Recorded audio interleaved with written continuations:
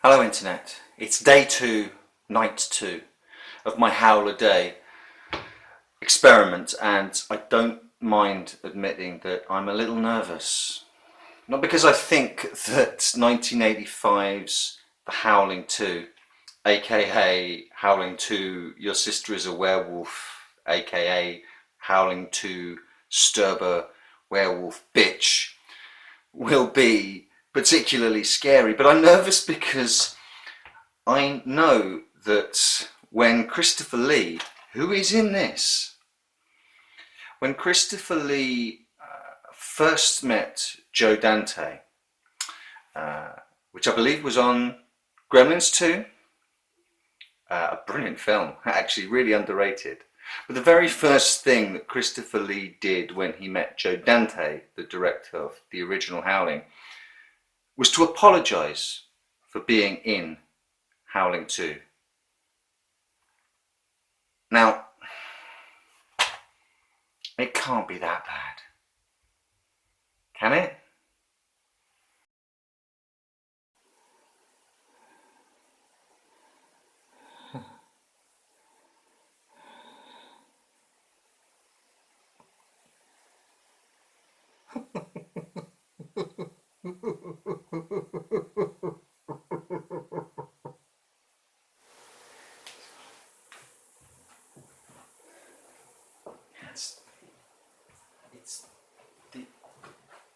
It's the only explanation.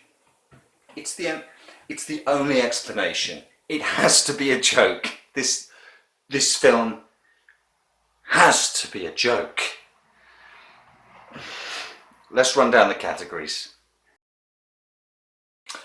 Again, bipedal werewolves, upright werewolves for the very small amount of time that you actually see them on the screen. They're used very sparingly, either at night with very, very little light on them, or in very quick edits so that your eye can't linger and your brain can't really catch up to the fact that they're men in what look like rejected gorilla costumes from the original Planet of the Apes movie. So you get a lot of bumpy-headed and fake teeth prosthetics on 2 or 3 of the actors, and that footage is used and reused again and again and again, regardless of context. There are even scenes where fully transformed werewolves are attacking our band of heroes. Mixed over that, you'll get facial close-ups of a half-transformed character who's not even in this scene from earlier in the movie, superimposed over the top of it, just to muddy it enough so that you can't really see how shockingly bad the werewolves look in this film. But Christopher Lee is our sort of Van Helsing character who has all the knowledge, and werewolves who are direct descendants of Stirba are immune to silver. Oh my God, how are we going to tackle them? They can only be killed by titanium. So he's got a little titanium, little stabby thing, a little titanium stake. Honestly, to a viewer, what is the point of that? To a viewer, to someone watching the film, honestly, what is the difference between a silver stake and a titanium stake? None, no difference. In this, werewolves are burnt by holy water, they're repulsed by garlic, the heroes are given holy medals to protect them. They're given earplugs made of wax from sacred candles so that they can't hear Stirber's howl, which, as we find out later on in the movie, "I've lost my earplugs," is one of the lines. "I've lost my earplugs." And he hears her howl and his eyes explode. The first wolf sighting is 11 minutes into the film, and they kind of They kind of stink up the joint for the rest of the hour and 20 minutes of the movie. They kind of don't go away after that, I'll be honest with you. The kills. Okay, so after a concert right near the start of the movie, where there's a new wavy looking band called Babel, which I believe they were put together solely for this film, because the internet says they've done nothing before nor since. So this group called Babel are there to perform a song called Howling. Strap yourself in with that song, because you'll hear it a lot. You know, I actually got to the point where I kind of dug it, and apparently if you can get your hands on the soundtrack of Howling 2, this song features 3 times on the soundtrack. There are 12 tracks on the soundtrack, and a full 1/4 of the soundtrack is taken up with one song. Anyway, we're 11 minutes in, and some punks from this nightclub that's obviously supposed to look and feel like how the start of The Hunger does, with the vampires in the nightclub and Bela Lugosi's dead. But it's like a really low rent version of that, with a band singing a song called Howling. Some punks leave with one of the werewolves and go to a warehouse, which is,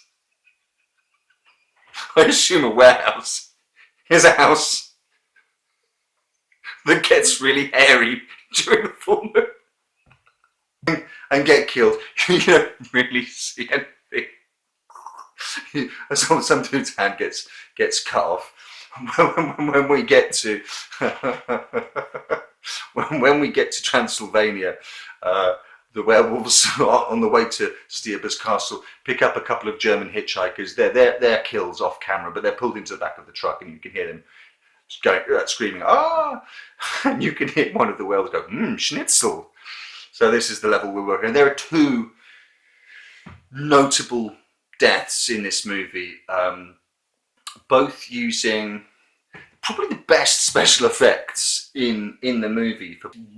Weird that the best special effects go to these deaths rather than any kind of transformation scenes whatsoever. But the one of the aforementioned characters, a dwarf, loses his earplugs, and Stierber's howl from miles away makes his eyes explode. That doesn't kill him, by the way. His eyeless corpse remains animated and possessed by the magic of Stierber. So this evil little dwarf's running around, and eventually, don't worry though, eventually they throw him out of a window onto some spikes. And the second death, there's a priest in the band of werewolf hunters, werewolf killers, and he gets into Stierber's castle. Now Stierber's got this big cane, and on top of it is a mummified bat with the wings curling around. It's a little like looks like a small mummified version of Jerry Dandridge's bat form from Fight Night on the top of this cane, and it inexplicably comes alive, flies at him, and rapes his face to death. That's it. That's what happens. There is never a transformation to speak of. You'll have actors with bumpy foreheads and teeth and contact lenses going. You'll have one really bad, stubby-nosed puppet head of a werewolf used a lot. You'll have guys in gorilla costumes, seriously, and you'll have the most bizarre sex scene you will ever see. A threesome with Stierber and 2 of her lieutenants. They're half transformed, so all 3 actors are in bed, their naked bodies, completely sort of covered in hair, but they can't touch one another because the hair will come off.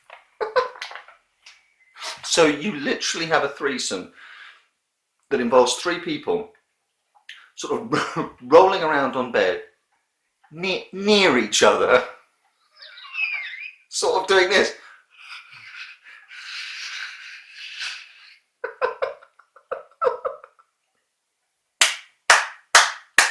Here's the thing, the fully transformed werewolves look so bad that while I was watching it, thinking to myself, these look like bad Halloween masks. And there's a gag at the end when our hero and heroine are back home in their apartment on Halloween, and the doorbell rings and they answer it, and it's a kid in a really shitty looking wolf mask, trick or treat.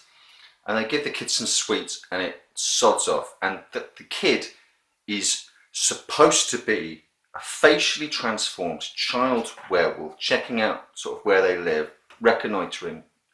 So that the idea being that they're still not safe. They're back to California, but they're still not safe. The werewolves have tracked them down. But the transformed werewolf child looks so bad that from a distance of 2 feet away, they mistake it for a child wearing a shitty Halloween mask. That's because it is a child wearing a shitty Halloween mask. Sybil Danning, an Australian model and actress, plays Stirber, and it's fair to say she's not a shy lady. She, at one point before the aforementioned threesome, she tears her top off, exposing her breasts. And it's a very quick shot. It's a shot that, without her knowledge and without the director's knowledge, the producers decided to use in the montage over the closing credits of the movie. Of course, Howling by Babel is playing over the end credits of the movie, I think for about the 5th time in the movie. They don't just use the shot of her tearing her top off once in that montage. They use it 17 times. She exposes her breasts over the end credits 17 times, and whoever's incorporated it obviously has a sense of humour, because they've counterpointed that footage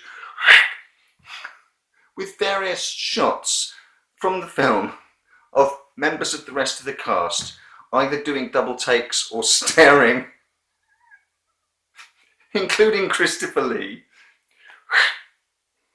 including an owl. An owl double takes at her breasts over the end credits. It's the most ridiculous thing you've ever seen in your entire life. It's worth wading through the entire rest of the film just to watch what some bored guy in an editing suite did to amuse himself. I'm assuming either that or the producers just wanted to get their money's worth out of the one instance of nudity that Sybil Danning provided. This is the level of film that we're pitching on. It's do you know what? It's a shitty werewolf movie, I'm not going to lie, but it might be a movie that I'll play to my friends if we're hanging out and having a few drinks, and they're in the mood for something so nonsensically bonkers that it could just make it worth the price of shipping that I paid for it. Next up, the same director, Philip Moray, is still at the helm directing in Howling 3: The Marsupials, but he's given absolute free rein because he's written the script as well. Howling 3: The Marsupials tomorrow on Howl-a-day.